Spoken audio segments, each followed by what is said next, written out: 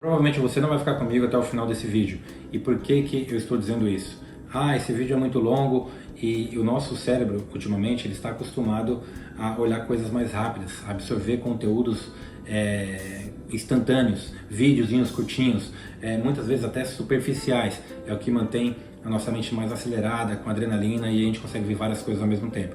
Mas é claro e evidente que se esse vídeo fizer sentido para você, você pode ir até o meio dele e muito provavelmente até o final, né? Se fizer sentido para você saber um pouquinho mais sobre como nasceu o champanhe, qual que é a diferença entre champanhe, espumante e frisante, como comprar, como guardar, quais as melhores harmonizações para se fazer com esse estilo de bebida, você muito provavelmente pode ficar comigo até o meio do vídeo, até o final. Ainda mais, você pode compartilhar, pode se inscrever, pode comentar algum comentário bacana aqui para essa comunidade de enófilos, que são os amantes do vinho, e fazer parte dessa comunidade incrível, beleza?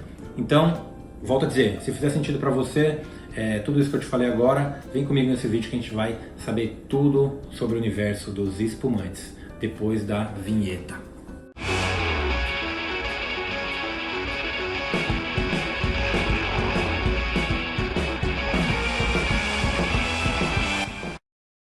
Beleza? Gil Dantas aqui e vamos direto ao ponto.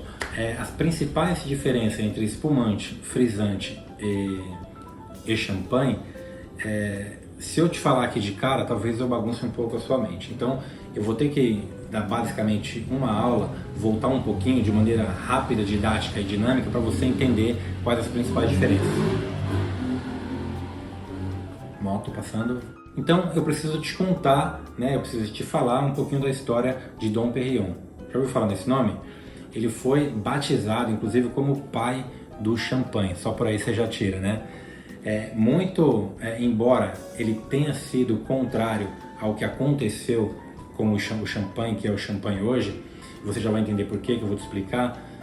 Ele foi honradamente batizado como pai do champanhe, porque ele era um monge muito estudioso, um cara que amava vinho, que ele entendia muito dos processos, ele tomava conta de adegas, enfim, era um cara muito estudioso nessa linha. E isso desse gás, dessas bolinhas, sabe, que a gente tem no espumante, entregou ele por muitos anos. Ele era contrário a esse processo, ele achava que o vinho dele estava estragado, que aquilo dali estava acontecendo, estava estragando o vinho dele. Qual vinho, Gil? O branco. Porque o espumante nada mais é do que o vinho branco com uma segunda fermentação. Gil, é só isso? Não é bem só isso, né? A diferença entre champanhe, frisante e espumante está sim atrelada à segunda fermentação do vinho, mas tem alguns pormenores, vamos dizer assim, algumas legislações que fazem champanhe ser chamado de champanhe, por exemplo. Dom Pérignon, como eu disse, ele era contrário, e muitas vezes quando ele viajava para suas peregrinações, ele viajava e as garrafas de vinho branco dele estouravam, explodiam, e ele ficava muito puto com isso. Um dia ele ficava puto, e ele fazia, ele ia lá e tomava um porre. Merda, porra, eu não falava isso. Mas ele ficava pé da vida com isso, porque essas garrafas estavam explodindo. E aí, ele tem uma hora que a gente se cansa e fala, se a gente não pode ir com ele, vamos se juntar a ele, deixa eu tentar entender o que está acontecendo aqui, eu vou aprisionar essa parada aqui que está querendo explodir minhas garrafas, esse gás que está estragando meu vinho, eu vou trancar ele aqui. Diz a lenda que ele colocou lá uma tampa daquelas de metal, de cerveja na garrafa, e amarrou com um monte de arame. Ele não queria que elas explodissem, E mesmo assim, algumas ainda estouravam e tudo mais, mas algumas se preservaram. E por que elas estavam estourando? Elas estavam explodindo porque o açúcar natural da uva que tem lá dentro, com o calor, estava gerando uma segunda fermentação dentro da garrafa, e daí nasce o gás carbônico.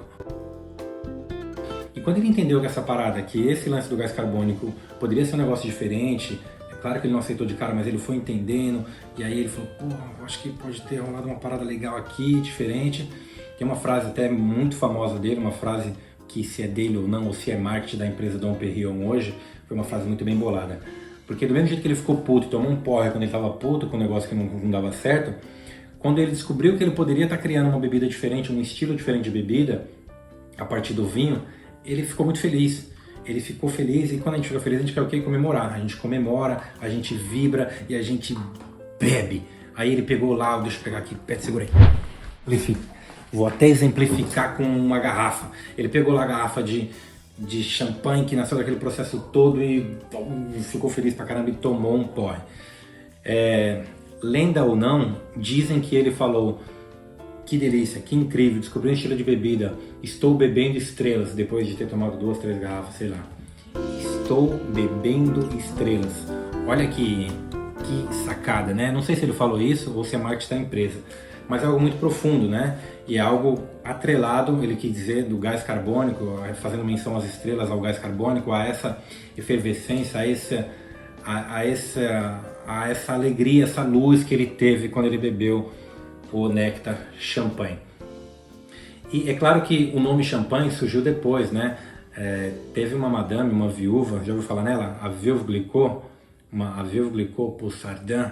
Ela foi muito famosa por aprimorar esse processo de segunda fermentação dentro da garrafa, né? Ela que criou esse processo, ela escondeu com ela também por muito tempo, não revelou como é que fazia direitinho, porque tem um lance de você colocar a garrafa numa posição e ir girando ela aos poucos para fazer a remoagem. Depois que todo o sedimento está aqui dentro, eles tiram esse sedimento e depois completam com algum licor para denominar se ele vai ser brut, se ele vai ser demi-sec, que é meio seco, se ele vai ser seco, mas eu já vou explicar isso mais para frente.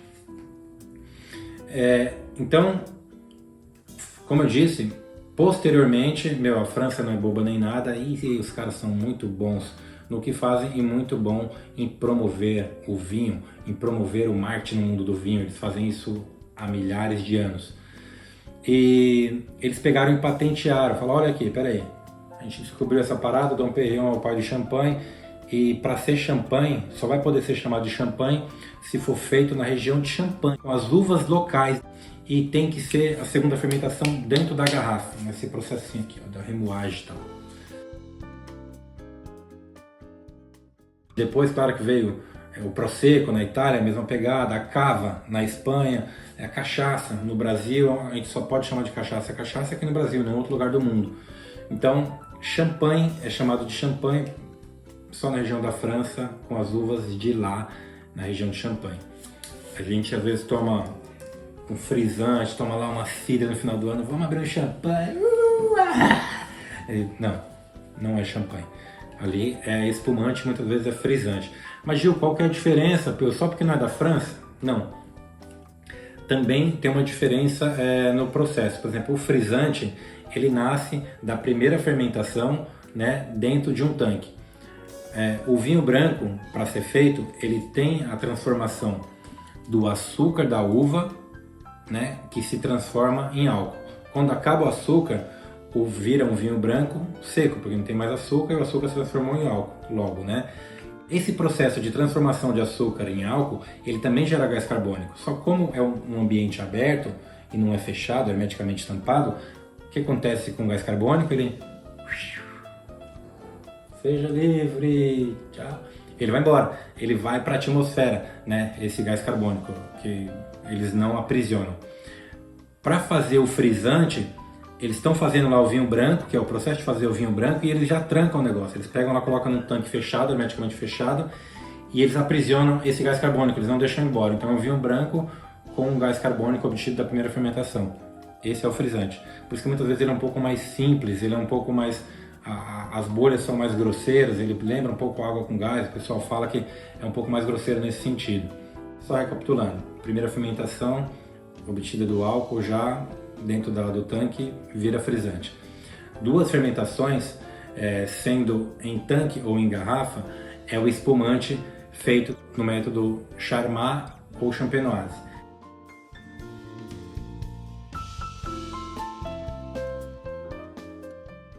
Duas fermentações com a garrafa, a segunda fermentação dentro da garrafa e na região de Champagne com as uvas de lá é champanhe.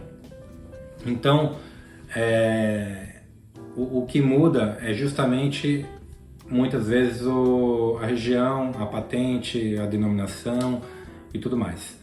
É claro que tem grandes champanhes, safrados, que eles vão ser mais longevos, né? Espumantes feitos nesse método de segunda fermentação na garrafa, eles geram uma longevidade maior, né? Geram características mais refinadas, eles têm todo um diferencial aí também para ser mais caro também, por conta do seu processo que é mais trabalhoso e mais demorado também, certo? Então, água. Então, agora que a gente já sabe o que é basicamente, o que são, né, os espumantes, você pode estar me perguntando, mas Gil, o que é melhor comprar, o mais jovem ou o mais velho? Eu sempre vou recomendar você a comprar os mais jovens, quase sempre, né? Até porque os espumantes que envelhecem bem são só 1, no máximo 2% de todos os espumantes produzidos no mundo, né? Ele tem que ser safrado, tem todo um cuidado ali especial para que ele seja mais longevo. A maioria dos espumantes são para consumo realmente mais rápido, mais imediato, né? E é legal um cuidado, muita gente pergunta qual que é a melhor maneira de guardar o espumante, né? Ah, Gil, eu preciso deixar ele deitado, eu preciso deixar ele de pé, como é que é o esquema? O espumante você pode guardar de pé, não tem problema. O grande lance é que você tem que evitar ele ao abrigo de luz, né? Quanto menos luz ele receber, menos efeitos isso vai causar ele, mais tempo ele vai durar. Deixa num lugarzinho climatizado, né? E longe do abrigo de luz, de preferência. Ah, Gil, mas eu não tenho uma adega, não tenho um negócio climatizado. Põe embaixo de uma escada, num porão, enfim, põe num lugar um pouco mais frio, que não tenha muita interferência de temperatura e de luz e cheiros fortes também, porque tudo isso o vinho absorve, tá? Então, Gil, como é que eu guardo o meu espumante depois de aberto? Esse é um grande lance, né? Quanto tempo ele dura depois de aberto? É claro que a gente está passando rapidamente aqui pelos temas, tá? Não é para ser um curso literal na prática e eu ser muito técnico, estou passando o mais rápido e o mais eficiente possível para que você possa entender um contexto geral do mundo dos espumantes. Mas a dica matadora que eu dou quando você for tomar um espumante, um champanhe ou um frisante, é tomar o quanto antes. Ah, Gil, quanto antes? Quanto? O quanto antes no dia. Por que, Gil? Porque ele tem o gás carbônico lá que eu falei, tem todo, né, é mó difícil aprisionar esse gás carbônico aqui dentro, dá mó trabalhão. E depois de aberto, geralmente, ainda mais quando o pessoal abre com pá, estoura, aquela coisa toda, ele se perde muito rápido. No outro dia ele já não tá tão legal. Se passar 2 dias, para mim já não tem mais gás carbônico, já está muito xoxo, muito sem graça. O gás carbônico é legal, por isso que é festivo e geralmente mais pessoas, a gente pega para brindar e tudo mais. Eu sou muito fã de espumante, por mim, eu tomo quando eu tô triste, quando eu tô feliz, eu tomo quando eu tô com comida, eu tomo com petisco, eu tomo em aniversário, eu tomo para comemorar, eu tomo quando eu tô no velório, não, no velório não, tô brincando. O espumante, para mim, ele é uma das bebidas mais versáteis que existe no mundo, porque ele tem acidez, ele tem estrutura, ele tem aquela coisa que limpa o paladar, que prepara para uma próxima mordida, ele tem vários requisitos, né, boa estrutura, que fazem combinar com o maior número de pratos possíveis, assim, muito versátil, muito versátil. A mais versátil para mim, na minha opinião. Então, depois de aberto, claro que tem aquelas rolas de pressão, tem gente que injeta gás dentro, já não é mais a mesma coisa, não é mais a mesma bebida para mim, por mais que seja natural e não afete a bebida, para mim abriu, tem que consumir o quanto antes. Tem umas rolhas de pressão que você coloca também, mas o ideal é consumir rápido, abriu, consumiu. Gil, temperatura, qual que é a temperatura ideal para mim tomar o meu espumante? A temperatura ideal dos espumantes é entre 5 e 8 graus, é basicamente a temperatura das geladeiras da nossa casa, né? Temperatura ideal. Dá para colocar no baldinho? Dá para colocar no baldinho, dá para... Espumante é incrível. Tem uma frase que eu sempre coloco quando eu falo de espumante, que é de Napoleão Bonaparte, que ele dizia, quando ele vencia uma batalha, né? Ele pegava a sua espada, né? No curso presencial que a gente faz lá no Madeleine, a gente mostra como faz o sabrage, né? Napoleão pegava a sua espada, ele vencia a guerra e falava: nas vitórias, merecido, nas derrotas, necessário. E aí degolava a garrafa com tudo, assim, E isso a gente ensina com mais detalhe como fazer no curso que a gente faz lá no Madeleine Dias Bar, um curso presencial com harmonização de vinho, harmonização com espumante. A gente faz toda uma experiência, rola música ao vivo também. Nesse dia é muito legal. Mas fora esse método mais arriscado de abrir, tem o método mais seguro e é o que mais importa, na verdade, né? A maneira com que você abre o seu espumante aí na sua casa é a maneira que me preocupa muito no restaurante, com a minha brigada, quando eu dou consultoria, quando eu faço qualquer treinamento e tem que mostrar como abre um espumante. Tem muita gente que não sabe quantas pessoas se machucam ou se ferem em acidente todos os anos. Você vê que tem vários memezinhos na internet aí, que a gente vai passando, tem aquele memezinho, o cara abrindo com a boca, e pau, meu, toma no olho, o cara abrindo de qualquer jeito, abrindo aqui, e realmente é muito perigoso, né? O espumante, a pressão atmosférica que tem aqui dentro, ela pode chegar ao calibre de um pneu de um caminhão, assim, tem muita pressão, tem que tomar muito cuidado. Então, a minha recomendação é sempre nunca tirar o dedo aqui de cima, né? Eu não vou abrir completamente porque ela tá quente, eu não vou tomar isso aqui agora, mas eu vou, geralmente tem um abre fácil aqui, ó, que você tira, né? E você não tira o dedo daqui de cima. Vai ter a gaiola, aqui ó, deixa eu ver se dá pra pegar no detalhe. A gaiola aqui, eu geralmente nem tiro essa gaiola. Eu dou 5 voltas aqui, eu seguro a gaiola já, de imediato, sem tirar a mão de cima, sempre longe do meu rosto e longe, não aponto pra ninguém, assim, na sua casa, se você estiver fazendo uma festa, porque você pode ferir alguém. E aí, na hora de abrir, eu giro somente a garrafa. Eu giro a garrafa, até posso girar a mão aqui no sentido contrário. Ela vai desprender na minha mão. E aí eu não quero assustar meus convidados, nem no restaurante, eu não quero eu também não quero desperdiçar o gás carbônico que tem aqui dentro, então eu abro com o menos barulho possível, com segurança e sem assustar ninguém. Tá? Esse é o jeito mais seguro de abrir uma garrafa de espumante. Toma muito cuidado na sua casa. E na hora de servir, agora, cadê a taça? Cadê a taça? Aí entra a mágica, né? Do nada, eu tô aqui e vai aparecer a taça. Ó, apareceu a taça. Esse editor é foda mesmo, hein?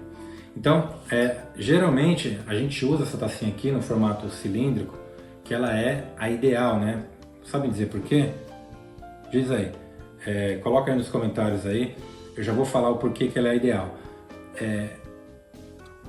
Geralmente a gente coloca e não enche muito para que a bebida não esquente, certo? A gente volta ela pro gelo, serve metadinha aqui e vai tomando devagar para que a bebida não esquente.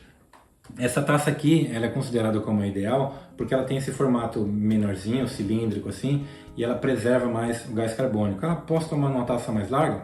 Pode tomar também. A taça mais larga, ela ajuda você a sentir mais os aromas e tal, mas o gás carbônico, ele também se perde um pouco mais rápido. Tem uma história sobre taça que eu quero compartilhar aqui com vocês, sobre uma rainha francesa muito polêmica, por sinal, Maria Antonieta. Já ouviu falar?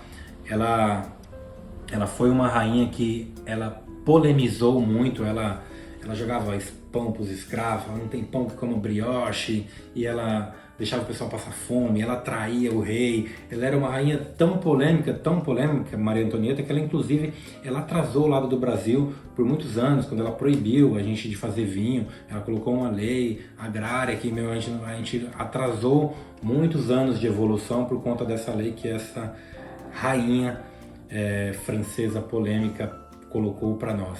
Mas o que eu quero dizer com isso? Com essa polêmica dela? Ela é tão polêmica que ela, inclusive, ela morreu na guilhotina porque ela traiu, né, o rei e tudo mais, enfim.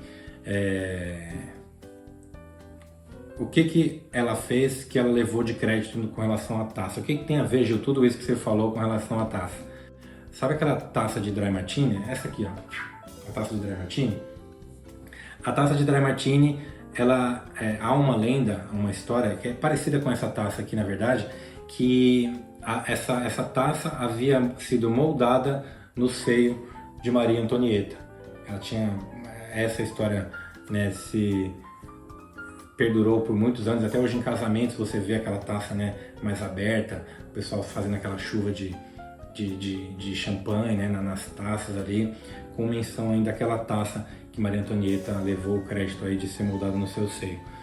E por que ela não era uma taça ideal? Porque ela era justamente muito aberta, né? Aquele formatão abertão assim, e o gás carbônico ia embora e não conseguia apreciar por muito tempo, enfim. Ela foi substituída por essa cilíndrica aqui, que eu não sei em quem ela foi inspirada, também não quero saber.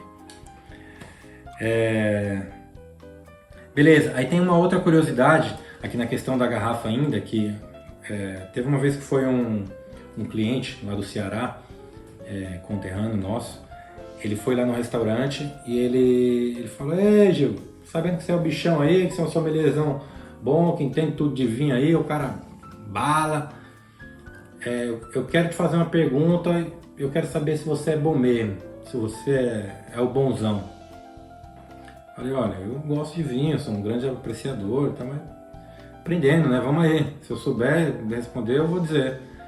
Aí ele falou: "Eu quero saber se você sabe o nome desse buraco aqui, ó, desse buraco que tem embaixo da garrafa do champanhe. Sabe o nome desse buraco?" Falei: "O nome do buraco? O nome do buraco?" Eu não sabia nem que esse buraco tinha um nome. O cara falou: "É o buraco do sommelier." Eu falei: "Ah, que buraco do sommelier?" O pessoal mete o dedo. Eu falei: "Não, que buraco do sommelier?" Ele falou: "Não, tô brincando." "Você não sabia que esse buraco tem um nome?" Ele falou. Eu falei: "Não, eu sei para que serve o buraco, né? Eu sei para que serve, eu conheço como concavidade, né? Mas não é para meter o dedo no buraco." Eu falei: "Não, para com isso, tem nada a ver com o buraco do sommelier, esquece isso. Eu conheço como concavidade, eu sei o porquê que existiu esse buraco." Ele falou: "Então você me fala o porquê e eu vou te dizer o nome do buraco." Eu falei: "Combinado." Um aprendendo com o outro, né?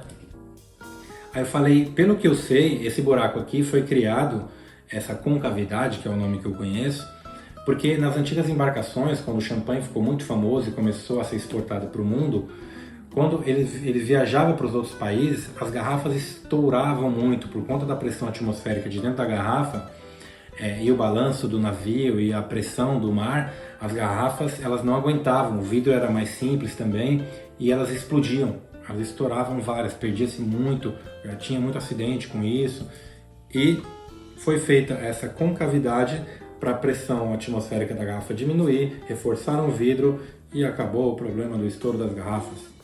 Ele falou: "Muito bem." Eu falei: "Mas como que é o nome do buraco?"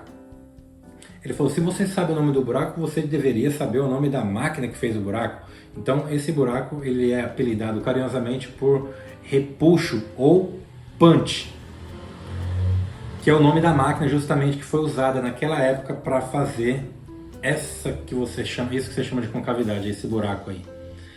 Foi muito legal, não sabia que o nome da máquina era esse, então a gente trocou conhecimentos ali, e eu acho que o vinho é isso, né? É você trocar conhecimentos, é você contar uma história, você ouvir uma história, você saber como harmonizar melhor, como comprar, como guardar. O vinho não é para você se exibir, não é para ser snob, não é para ser chato, o vinho não é para ser uma bebida super elitizada. Eu sempre discordo muito, claro, a bebida vinho, ela tem que ser democrática. Tem gente que tem potencial aí, grana para pagar 20, 30, 40, 50, 100 mil no vinho, e que o cara pode amar e falar que foi incrível, e para mim eu posso não gostar, pode não ser um vinho bom. Já aconteceu inclusive de eu tomar vinho quando eu era sommelier, de alguns amantes, alguns enófilos do vinho, eu falava: "Esse aqui, e eu falo: não gostei muito." Então é democrático, né? Então é de gostos e bolsos, o vinho tem muitas possibilidades, mas o fato é, nem sempre o mais caro vai ser o melhor. O vinho, tem alguns vinhos que têm baixa qualidade, realmente, que não é que não são bons, eles têm baixa qualidade, mas se você gosta, às vezes pode ser o seu gosto e vai ser bom para você. Então é só entender essa dinâmica para não misturar as coisas e não tratar o vinho como se fosse um super artigo de luxo, aquela coisa toda que só ocasião especial, só jantarzinho romântico. Não. Deixa o carro do gás passar. Então, para a gente fechar aqui o nosso vídeo, eu não consigo, né, falar muito da degustação, do exame visual, dessa coisa toda, porque o espumante está quente. Eu não vou degustar ele quente, mas a gente faz muito isso nos nossos cursos presenciais. E claro, tem mais vídeos aqui no canal falando sobre espumante, sobre essa análise mais precisa do espumante. Depois dá uma conferida aqui no canal do Lado B Vinhos. Mas o que eu vou falar para finalizar aqui, para fechar, né, o nosso vídeo de hoje, essa aula, vamos dizer assim. E se você está aqui agora comigo nesse vídeo até o final, que esse vídeo fez sentido para você, então já se inscreve no canal, compartilha com os amigos, deixa seu comentário aí para ajudar, com que o algoritmo ajude, né, a mostrar esse vídeo para mais pessoas. Compartilha aí com os amigos, no grupo da família. Eu sei que é um vídeo mais longo, mas se fizer sentido para a pessoa, eu tenho certeza que ela não vai querer ficar passando o tempo inteiro superficial em pequenas coisas. Ela vai querer pegar um pouco mais, se fizer sentido para ela, e vai querer entender um pouco mais sobre essa bebida incrível que é o espumante, né, e as diferenças entre ela, champanhe, espumante, frisante, e com que harmonizar, a gente não falou ainda. Vamos falar agora para fechar o nosso vídeo. Como eu falei em meados do vídeo aí, o espumante, para mim, ele é uma bebida muito versátil, combina com uma série de coisas. Tem estilos de champanhes que são mais classudos, mais robustos, que são mais intensos, mais ácidos, e eles vão muito bem com pratos mais estruturados. Tem espumantes mais leves, rosés mais frutados, que vão muito bem com entradinhas e mais com uma pegada de coquetel, de canapé. Mas tem algumas combinações que a gente diz clássica, né, que são as clássicas. Os espumantes, eles vão muito bem com frutos do mar, por exemplo, né? Frutos do mar, essa mineralidade, esse frescor, essa acidez que ele tem, vai muito bem com frutos do mar. O espumante, o mais classudo, mais alcoólico, mais encorpado, eu inclusive gosto muito de comer com feijoada. De tomar com feijoada. Mas pô, com feijoada? Feijoada. O espumante, ele tem o gás carbônico muito intenso, né? E a acidez também muito alta. E a acidez, gás atrelado a álcool, se tiver um teor alcoólico elevado, ele é próprio para quebrar a cadeia de gordura, para quebrar aquela estrutura pesada da comida, né? A feijoada é uma comida pesada ou leve? Pesada, né? Então, quando você coloca bastante acidez, tem bom teor alcoólico, tem bastante estrutura, gás carbônico, ele limpa o seu paladar e prepara para uma próxima mordidaça. É que nem Coca-Cola com pizza, né? Você come um pedaço de pizza, aquelas mais gordurosas, sei lá, calabresa, aquelas mussarela, o seu paladar fica bem untuoso, bem pesado. Quando você toma uma coca, né, aí ela limpa o seu paladar de uma maneira e prepara para uma próxima mordida que fica, prontinho para morder de novo. Então o espumante, por isso que ele é muito versátil, ele está sempre limpando o seu paladar, ele tem boa acidez, ele tem boa estrutura e ele vai bem com pizza, na minha opinião, com frutos do mar, vai bem com feijoada. É claro que tem vários estilos de espumantes que dá pra gente brincar na gastronomia de várias formas, e sempre fica muito legal para mim. O que muita gente faz, e isso você precisa saber se você não casou ainda e quer casar, ou se você quer fazer uma harmonização de bolo com espumante, muita gente erra nesse sentido. Eu duvido que você nunca tenha ido num casamento onde você comeu um pedaço de bolo no final, que sempre tem bolo e sempre oferecem espumante. E é onde todo mundo erra, né? Todo mundo que coloca um espumante seco com o bolo, né? Porque uma regra básica da harmonização é que sempre o vinho ou a bebida ele seja mais doce do que a sobremesa. É claro que existem algumas combinações em contraste que funcionam muito bem, mas não é bem por aí no caso do bolo. O bolo geralmente tem o chantilly, é meio doce, aquela coisa toda. Quando você coloca o brute, o seco ali na boca, geralmente ele dá uma sensação muito mineralizada, uma sensação que acaba destoando um pouco a questão do bolo, acaba não combinando, né, essa harmonização. Então prefira sempre um espumante mais doce ou um vinho de sobremesa. Tem que ser o espumante com o maior nível de açúcar possível. Eu falei que ia falar um pouco mais, inclusive, de como faz para ele ser seco ou ele ser meio seco. Esse nosso aqui, o Vertigo, feito em parceria com a Pisato, ele é Nature, ele é natural. A segunda fermentação dentro da garrafa, que é o método Champenoise, eles inclusive eles não fazem nem a filtragem. Se você abrir ele e colocar numa taça aqui, ele vai ser branco assim, meio tipo uma cerveja de trigo, sabe? Ele vai ter ali o contato com as leveduras, ele está meio ainda num processo aqui dentro, tá meio vivo, né? Então, e ele não vai nada de adição de açúcar, que é um licor que eles colocam para determinar se ele vai ser meio seco, se ele vai ser doce, se ele vai ser brute. O brute, você pensa que ele é seco, né, o brute, mas o brute ainda tem um pouquinho de grama de açúcar por litro que eles colocam. O único que não vai nada de açúcar, que é totalmente natural, é o Natur. Ou tem gente que fala que é cru, né? Ele é natural, ele não vai nada. O brute já tem açúcar, tem o meio seco, tem o extra dry, tem o extra brute, tem o extra dry, tem vários, né? A gente pode até deixar aqui uma tabelinha, de repente se o editor achar uma tabelinha fácil aí, eu mando para ele uma tabelinha com a descrição dos gramas de açúcar por litro. Mas a gente entra num assunto muito técnico e num assunto que não era a ideia aqui. A ideia aqui é justamente a gente passar rapidamente para entender um pouco mais sobre essa bebida incrível que é o meu estilo, e já confidencializando aqui com você, o meu estilo de bebida favorito. Eu adoro o Natur, adoro os Brutes, adoro os demi-sec, adoro para cada ocasião, cada possibilidade. Já falei triste, feliz, tem várias ocasiões e várias possibilidades de tomar sempre um espumante e ser sempre uma emoção, tipo beber estrela, sabe? Aquela frase que algum marqueteiro criou ali lá atrás, ou Dom Perignon diz, que foi realmente muito legal. Beleza? Então reforço o convite, venha fazer parte dessa comunidade incrível de enófilos, que são os amantes do vinho. Se inscreve no canal, compartilha e vamos com tudo no mundo dos vinhos. Oh yeah!